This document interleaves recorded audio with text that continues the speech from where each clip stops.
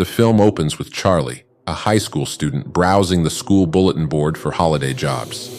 He spots an ad offering a position as a house sitter for an elderly man and takes the notice with him. As he leaves the school grounds, some classmates tease him, inviting him on a trip, despite knowing he's on student aid and can't afford such outings.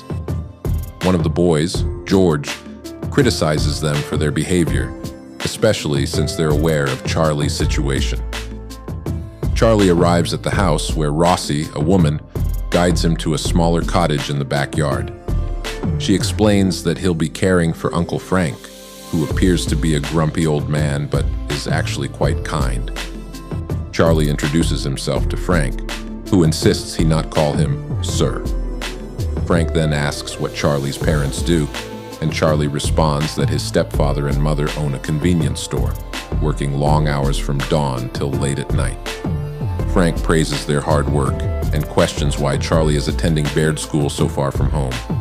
He also asks how Charlie manages to afford it on a scholarship, to which Charlie explains that he's there on a scholarship grant. Suddenly, Rossi's daughter appears at Frank's window, prompting Frank to toss a cushion at her to shoo her away, expressing his frustration about the lack of manners in his own family. Frank then shows curiosity about Charlie's skin, specifically if he has pimples. Charlie explains his skin condition, but Frank cuts him off, uninterested in the details. Frank continues to mock Charlie, joking that all students at Baird aim to become like George Bush. Charlie corrects him, mentioning that Bush attended a Nova, which irritates Frank, leading him to scold Charlie harshly. Frank questions Charlie's intentions, and Charlie explains he just wants to earn some money to buy a plane ticket home for Christmas. After Frank dismisses him, Charlie approaches Rossi, worried that Frank might not hire him. Rossi reassures him that he's the only applicant, so he should take the job. She adds that Frank's tough exterior isn't his true nature, and since he sleeps a lot, Charlie will have some freedom. Rossi shares her relief that someone is watching over Frank because, despite his stubbornness and independence, he's also blind and needs care. Later, while working at the school library, Charlie helps George check out a book. After closing up, they witness Harry and George's friends placing a bag on a streetlight. Mrs. Hunsaker suddenly appears, and the boys quickly divert her attention, allowing the others to escape. The next morning, the headmaster parks his car under the same streetlight, and the boys recite a humorous poem about how he does favors for trustees. As a joke, they gift him a Jaguar. The bag on the streetlight contains gas, inflating like a balloon. When the headmaster pops it, white paint splatters all over him and his car. Charlie and George are called in to identify the culprits, but choose to keep their identities secret. The headmaster informs them that a disciplinary committee will handle the matter on Monday. He warns that Charlie and George could face expulsion unless they help find the responsible students. The headmaster then tells George to leave and speaks privately with Charlie. He tries to bribe Charlie by revealing that he recommends an underprivileged student for Harvard each year. And this year, Charlie could be the pick. Despite the offer, Charlie refuses to betray anyone. Outside, George emphasizes the strong sense of loyalty among students at Baird, explaining that no one would betray their friends by snitching. Later, Charlie visits Frank's house, with Rossi giving him further instructions. Charlie heads over to Frank's room, where Frank tells him to pack his clothes. Frank jokes that Rossi has already said goodbye multiple times, suggesting she might have separation anxiety. Just then, Rossi reappears to give her final farewell. While Charlie is packing, he accidentally touches Frank, prompting Frank to scold him for it. Frank then asks about the taxi's arrival, indicating that Charlie needs to head to work. Charlie asks where they're going, and Frank reveals they're headed to New York, warning him not to tell Rossi. Frank then says goodbye to his cat and leaves for the airport.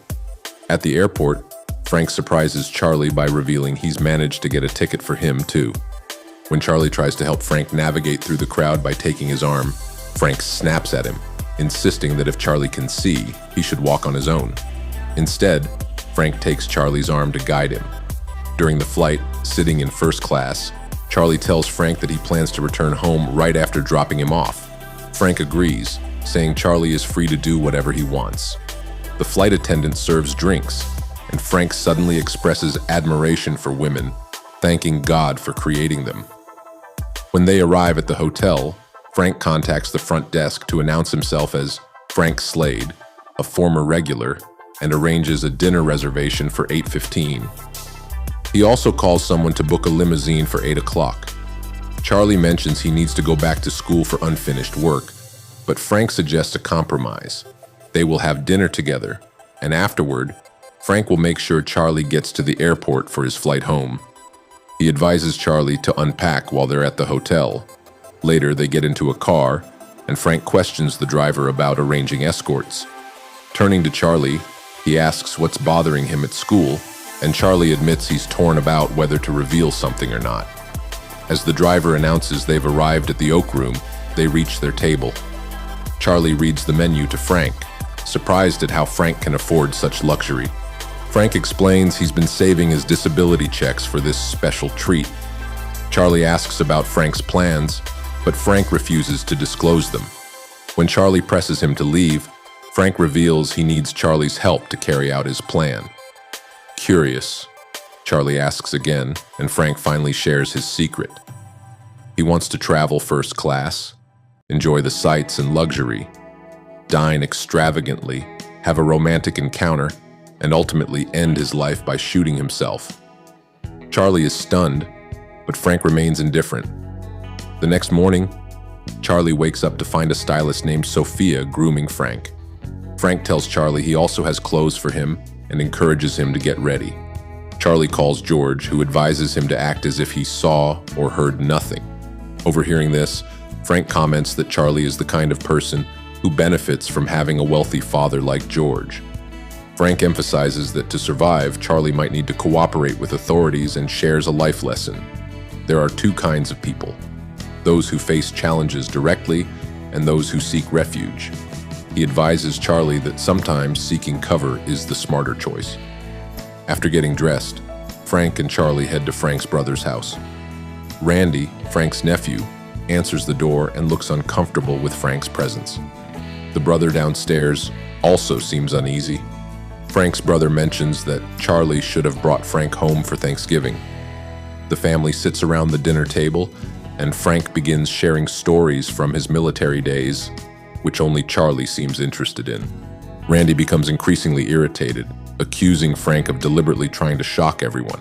Frank asks Charlie for the time, prompting Randy to jokingly suggest that Frank should wear a braille watch so he wouldn't inconvenience others with his dependence. Gail, Randy's wife, tries to smooth over the tense moment, but Frank comments on her dissatisfaction and challenges Randy to be a better husband. This only fuels Randy's anger, and he insults Frank by telling him to go back to his other alcoholic friends. Charlie steps in to calm Randy down, but Randy, annoyed, calls Frank Chucky, which irritates Frank. Frank corrects him, and when Randy persists, claiming Frank is a war hero who once got so drunk he accidentally blew up a grenade and lost his eyesight, Frank loses his temper. He grabs Randy by the collar and starts joking around, but Charlie quickly intervenes, asking Frank to let go and insisting he doesn't care about Randy's insults. Frank finally releases him, bids farewell to his brother, and leaves with Charlie. The next morning, Charlie is awakened by some noise and rushes to Frank's room, only to find Frank preparing his gun. Panicked, Charlie tries to call Rossi for help, but Frank eats the paper with her contact info. Charlie then suggests that Frank hand over the bullets so he can stay another day with him, and Frank agrees. Frank questions why Charlie won't let him end his life, and Charlie replies that it's because he has a conscience. Frank tells him he needs to grow up because conscience alone doesn't run the world. Charlie takes Frank to a salon, and on their way back, he admits he was offered a bribe, an offer from the headmaster to help him get into Harvard if he cooperates. Frank advises him to accept it. While they're at a bar, Frank buys Charlie a beer, and they spot a woman sitting alone. Charlie describes her beauty, and Frank guides them to her table. Frank asks if they can wait with her for her guest, and she agrees. Frank then impresses her by identifying her perfume, which surprises her. She introduces herself as Donna. Frank then asks if she'd like to learn tango, but she says she's not a tango dancer. Frank insists he can teach her, and they dance together. When her supposed date, Michael, arrives, he says he has an urgent matter to handle, and they leave together. They arrive at a hotel, where Charlie stays in the car, while Frank goes to meet the woman in her room. Charlie contacts George, who tells him he's considering involving his father to help resolve the issue with the headmaster. The next morning, Charlie shares this idea with Frank, but Frank dismisses it, emphasizing that individual action is necessary and that George's father would only help George, not the others. Frank looks unwell and is confined to bed, which worries Charlie. Frank urges Charlie to use his plane ticket, take some money from Frank's wallet, and leave. Holding Charlie's hand, Frank encourages him to go. Charlie tries to lift Frank's spirits by suggesting they go out, mentioning the good weather. After some persuasion, they decide to take a ride. They rent a Ferrari and head out. But Frank seems distant and distracted. Charlie allows Frank to drive on an empty road, guiding him carefully. However, Frank's driving becomes reckless, speeding and swerving, leading to the police pulling them over. Using clever tricks, they manage to escape without getting a ticket, with Frank pretending he's not blind. Later, Charlie takes the wheel, but Frank's condition suddenly worsens. He appears to lose control of his body, staggering and unsteady. After returning the car, they walk back quietly. At a traffic signal, they wait for the light to turn red so they can cross. However, Frank's impatience gets the better of him, and he begins stepping into the busy street. Charlie follows, but Frank keeps moving until he suddenly collapses on the other side of the road. Charlie quickly reaches out, offering his cane, but Frank only clings to Charlie's arm, asking to be taken back to the hotel. Back inside, Charlie tries to contact George, but Randy's butler informs him that George isn't allowed to speak to anyone from the school. Frank then asks Charlie for an aspirin to help with his pounding headache, and he also instructs him to go to a specific shop to request cigars from the owner, who knows Frank well and will supply the right ones. Charlie heads to the lobby but feels an urge to hurry back to the room, where he finds Frank in his military uniform preparing his gun. Frank orders Charlie to leave, but Charlie pleads with him to put the gun down, reminding him that he had handed over the bullets, but Frank confesses he lied about giving all the bullets. Frank aims the gun at Charlie, declaring his life is already ruined because George will place all the blame on him.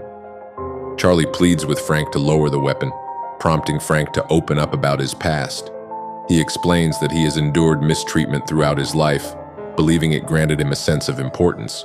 In contrast, Charlie is kind-hearted, which has made Frank reflect on his own shortcomings. Charlie insists that Frank isn't wholly bad, but is simply hurting. Frank remains defensive, loading the gun, insisting that Charlie has no understanding of true pain. When Charlie tries to grab the gun, Frank threatens to end his own life with it. Just as Frank presses the gun to his own head, Charlie makes a desperate attempt to seize it, but fails. Frank then threatens to shoot Charlie instead, and while Charlie does not stop him, he encourages Frank to pull the trigger. Frank hesitates, and despite Charlie's insistence, he argues that because Charlie wants to live, he cannot shoot him. Charlie counters that while he sees the gun, he won't shoot, but he continues to express that he values Frank's life, recalling Frank's impressive driving and dance skills. Through tears, Charlie urges Frank to put the gun down. Eventually, Frank relents and asks Charlie to fetch him a drink. As they sit together, Frank takes a sip and confides in Charlie that he had lived all these years with the hope of finding a woman who would stand by him. However, he now admits he has accepted his fate and let that dream go. They share a taxi to the airport, where Frank asks for an update. Charlie concedes that Frank was right about George, then discusses his father, revealing that he left during Charlie's childhood, leading to a distant relationship with his stepfather. Frank hands Charlie $300 for the job, and they shake hands in farewell. Before parting, Frank gently touches Charlie's face in a gesture of goodbye. The disciplinary meeting begins, and much to everyone's astonishment, Frank arrives elegantly dressed. He seats himself next to Charlie, looks at the camera, and says, "Charlie, where are you?" He addresses the camera again and introduces himself as a close friend of Charlie's parents, there to represent them. The headmaster queries George, who subsequently names his friends, albeit uncertainly. The headmaster then turns to Charlie, urging him to recount his observations. Despite the mounting pressure, Charlie refuses to betray anyone. The head of the disciplinary committee announces that George will be forgiven for speaking out, but Charlie will face expulsion. In a surprising and dramatic moment, Frank rises to his feet and delivers a compelling speech. He begins by apologizing to Charlie, saying, "Charlie, I'm sorry, I didn't hear you." He then criticizes the school for unfairly using Charlie as a scapegoat, emphasizing Charlie's exceptional leadership qualities and immense potential. Frank argues that Charlie's lack of financial privilege is being exploited and that his future is being jeopardized just because of his circumstances. He insists that Charlie deserves better and that his unique talents should be nurtured, not suppressed. With his heartfelt words, Frank aims to inspire the committee to reconsider their decision and recognize Charlie's innocence. His speech ultimately sways their opinion, and they decide not to punish Charlie. The decision sparks joy throughout the school as everyone celebrates Charlie's support. As they leave the meeting, they encounter the head of the disciplinary committee. Quick on his feet, Frank recognizes her perfume, impressing her with his keen observation. Later, Charlie accompanies Frank to Rossi's house, where he notices that Frank has become more open and comfortable with the idea of continuing to live, showing a newfound sense of acceptance.